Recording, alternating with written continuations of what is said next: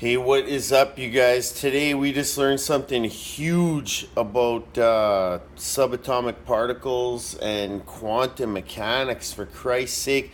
Okay, so in my early 20s, I built my family a house, cash actually, with no mortgage payments. Yeehaw! And it was solar powered. And so I always wondered, I was like, how in the Christ is this freaking solar, power powering our house? Where I was thinking, there's sunlight shining on silicone. Solar panels are made out of silicone, P-type silicone and N-type silicone in a sandwich situation.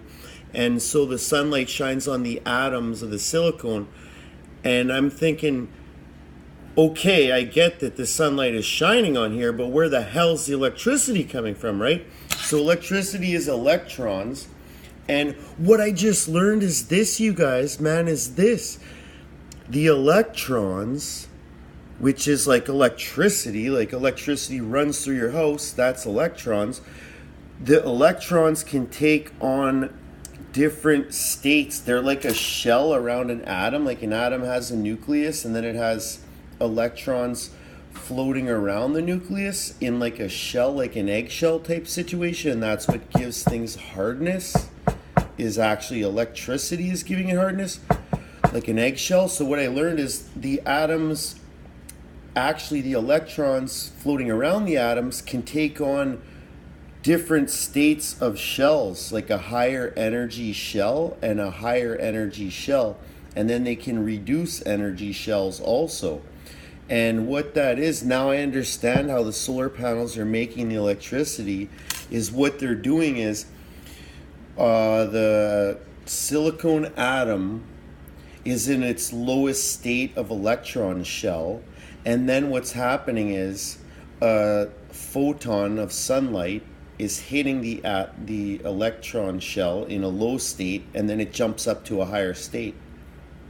And so it's like the atoms themselves are able to store the energy from the photon by jumping up shell states.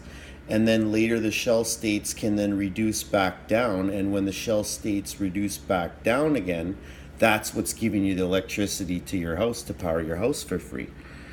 And I think that's pretty freaking cool, because what that means is we can store electricity in atoms.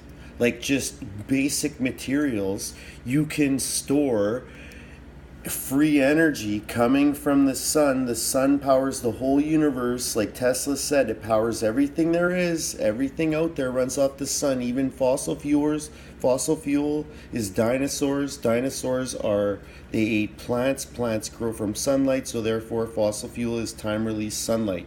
Okay? So everything's coming from the sun. Like the pyramids were built to harvest the energy from the sun. And what I'm telling you is I just learned that we can store electricity in atoms. And the way you store it in atoms is the atoms have an electron shell that has low state, medium state, high state.